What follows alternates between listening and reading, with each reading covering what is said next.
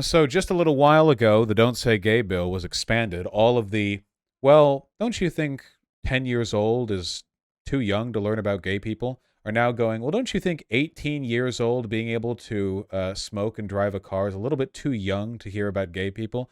In Florida schools, teachers are planning on leaving. It's a whole shit show over there. And also they can kidnap trans children now. Yeah, really, though. It's been sent over to Governor DeSantis, who I believe hasn't signed it yet, but almost certainly will. I can't imagine why he wouldn't, considering he's the primary architect of this arc we're on. Here, from the New Republic, Florida passes bill allowing trans kids to be taken from their families. Been sent to DeSantis. Oh, by the way, now Florida's now a code red, by the way. If you're trans, I would recommend leaving the state, even if it means like backpacking. I'm sorry. We're reaching we're you know I'm it's pretty bad over there. This is a pretty immediate situation. Yeah. Passed the Senate 26-13 and the House 83-28. Party lines, you know how it is. They want you dead. If signed into law, which it will be, almost certainly, the measure will allow the state to take custody of a child if they've been subjected to or are threatened with being subjected to gender-affirming care, which includes puberty blockers and hormone replacement therapy. Now, I want you to wonder what the conservative Floridian courts consider threatened with being subjected to. I'm not going to dance around it, okay? If you're like even remotely progressive in Florida and you have children and you like a pro-trans meme, I guarantee you they're going to use that with threatened with being subjected to with regards to your kids and trans-affirming healthcare. Like, do not pretend there's some degree of legal objectivity that is going to protect you, okay? Florida courts could modify custody agreements from a different state if the minor is likely to receive gender-affirming care in that second state. Basically meaning that if you have a custody agreement with a kid and the other person's in another state and that other person threatens to subject them to gender-affirming care, then the custody agreement could be rewritten so you get full control of them. Right. Medical facilities. The bill also targets trans adults. Only physicians are allowed to offer gender-affirming care, not nurse practitioners. Anyone who violates the law could be charged with a misdemeanor. Nice. Minors who have already begun transitioning will be allowed to continue to do so, but they are no longer allowed to receive care via telehealth, including for prescriptions.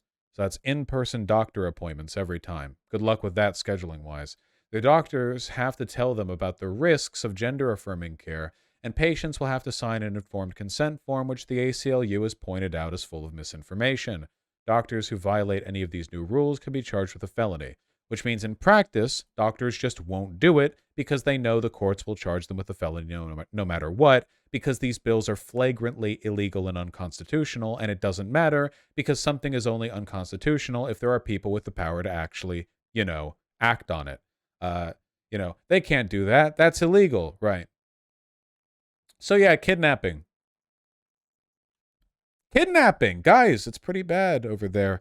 I do think that this is going to backfire. Oh, sorry. I do think this is going to backfire because I guarantee you there are going to be high-profile cases of overzealous prosecutors in Florida kidnapping children. Okay, guys, I need you to understand. I know things are bad right now, but state seizes child because progressive parents support trans rights is not a good headline, even to a lot of conservatives. I know that may sound crazy, but again, remember, lots of regular conservatives are like normal people with bad ideas. The politicians they elect are demons. There is a difference. Sometimes. Yeah. It's hilarious that TTTT still thinks you're hyperbolic for pointing out this. First of all, it's TTTT. They're all retards and self-hating, okay? Why would the opinion of those people matter? They can barely figure out whether or not they should hate themselves for their gender identity. Not my problem. There are a lot of people who are claiming that it's there's hyperbole with this. For instance, there was a PolitiFact article, which I'm highlighting here because I hate it and I want to find and embrace. the person who wrote it. No, Florida can't kidnap trans kids under proposed law, but it does affect custody disputes. Let me see if I can find.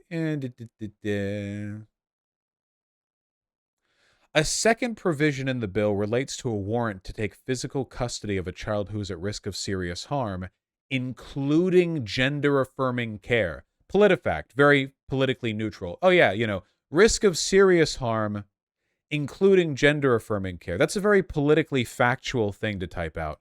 But sources disagree on the provision's scope and whom it can impact. So basically it says, no, Florida can't kidnap kids under proposed law. And then it goes on to say, okay, well, if there's a threat they receive gender-affirming care, they can kidnap them. So total lie. There are a lot of people who are not kidnapped. That word is on my mind.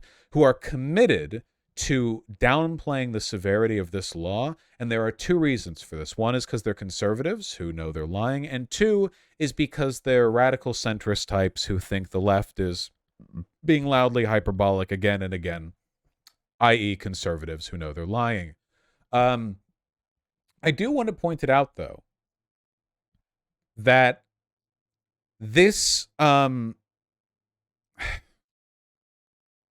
this shit isn't going to fly, man. A lot of Florida's income, a lot of its economy is built on tourism and a developing, flourishing, like youth tech industry in its major cities, Miami or whatever, right? Miami, Orlando, Disney. Except DeSantis is anti-Disney, their main tourism draw. And not only that, now, who the fuck is going to go to Florida for a holiday retreat knowing that Florida can legally seize their children? Who would go to Florida knowing there is any law on the books that would give the state any justification, any legal right to just take your kids?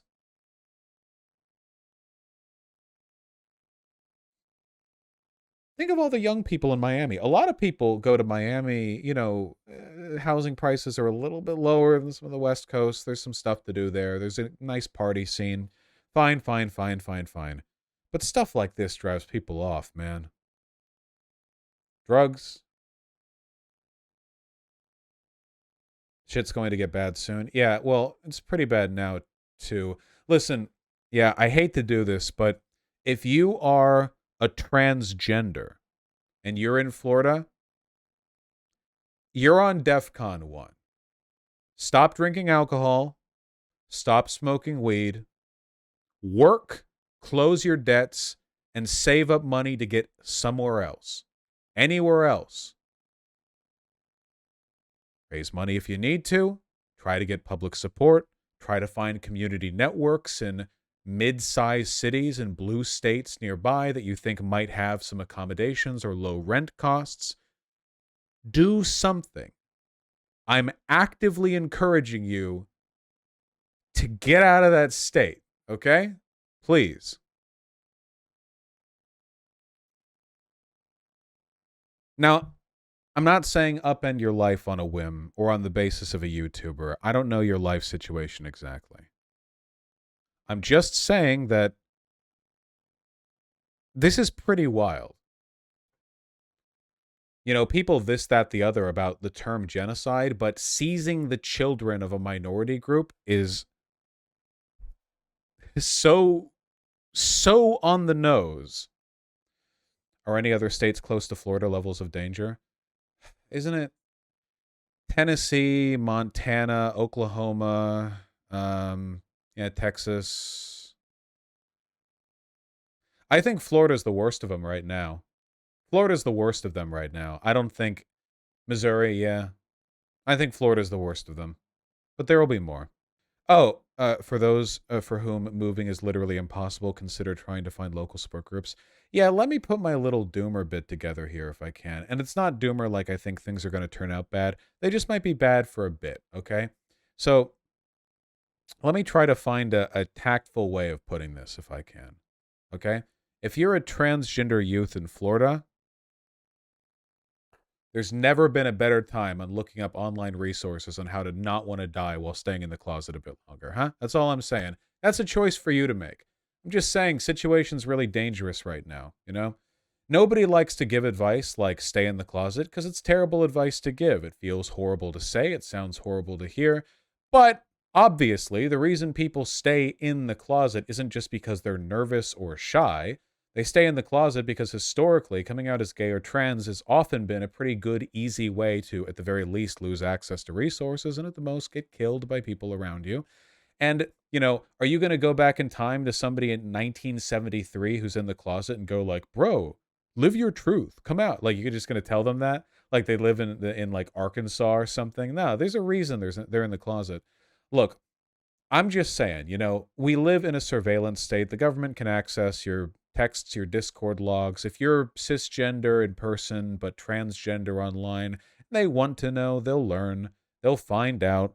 I don't think that paranoia is warranted, but a certain level of caution and temperance when it comes to what you do and say and who you associate with might be a really good idea. Build community networks, find people nearby, or at least spaces, events nearby where people are more sympathetic to your cause.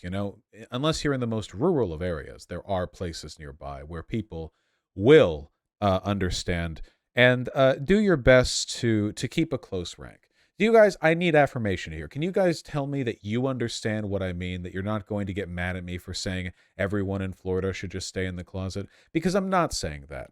I'm saying that people in Florida and in these states broadly should understand that, as unfair as it is, you're at an elevated risk level. And that means the calculations pertaining to how public you are about your identity are something that you need to keep in mind.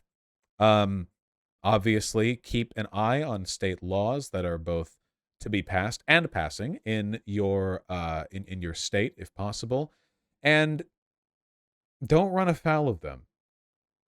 Seriously, save money and try to move to a better place. I know that's very expensive. I know that it doesn't seem very doable, but man, I can't believe I'm going to say this.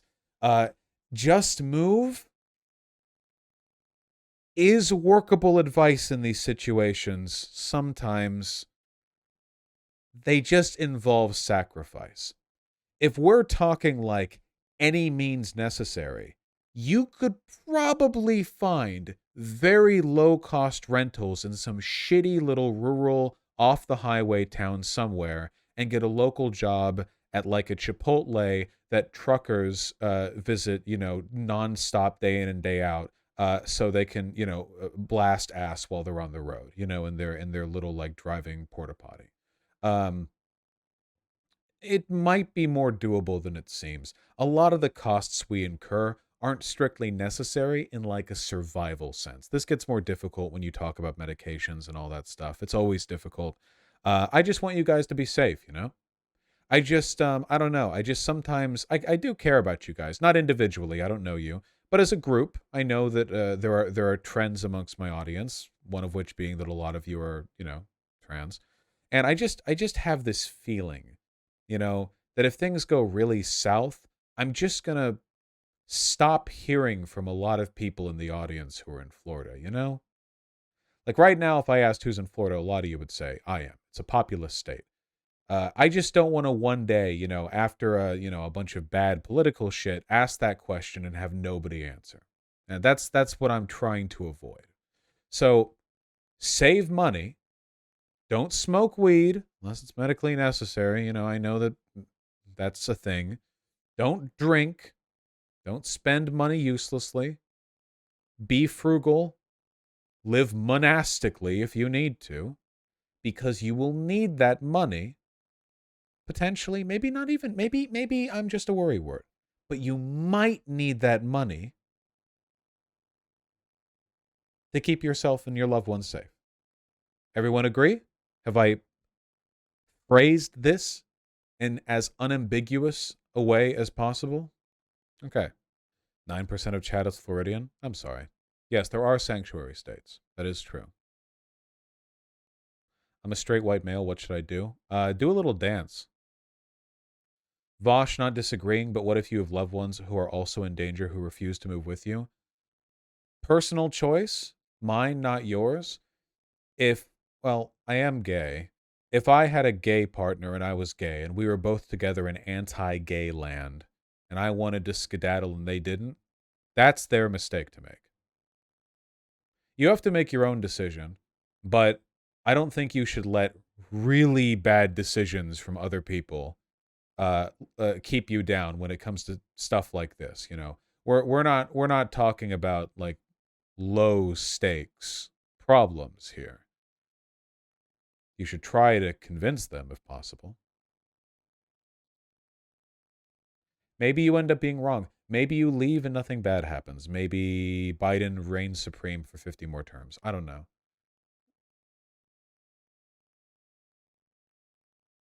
Oh, there's one last thing I want to say. So from Red Rosa.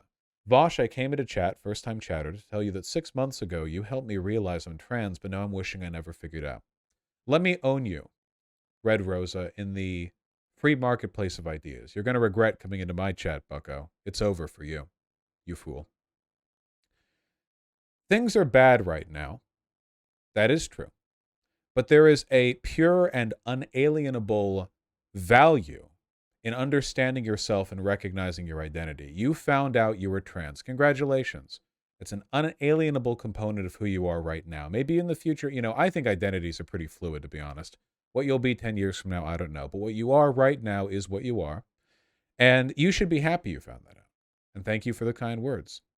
There is, I can't believe I'm saying this, great joy to be found in being a member of a marginalized group, even if you have to be in the closet, even if you have to be afraid for a while. You know, I've talked to a lot of older gay people. I grew up next to West Hollywood, so I had friends and friends of friends and blah, blah, like gay men in their 50s, their 60s, gay women sometimes, though it's mostly men in West Hollywood, it feels. And I have never heard somebody say, you know, I regret having ever found out. I never hear somebody say, I wish I'd stayed in the closet longer. I never hear these stories. Maybe one or two somewhere, but overwhelmingly, the knowledge of oneself, that's valuable stuff. Now, the question is, how can you live your best life under these circumstances? Can a trans person take pleasure in their identity, the validity of that identity, being trans, self-understanding, while being in the closet? Can a gay person? The answer to these things is unquestionably yes. It's not good to be in the closet, but being in the closet is not the death of your identity. Your identity is largely an internal facet of being. It exists whether or not you're in the closet.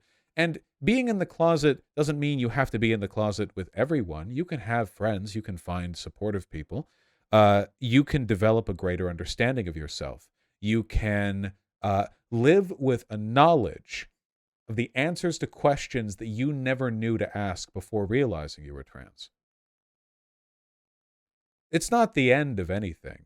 It's a restrictive period. Sure, it's a difficulty. It's an obstacle. But it's not nothing. So don't worry that you found out you're trans.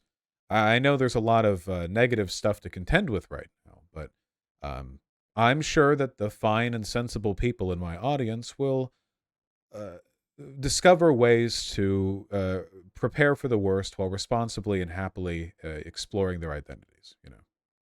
And things will get better eventually.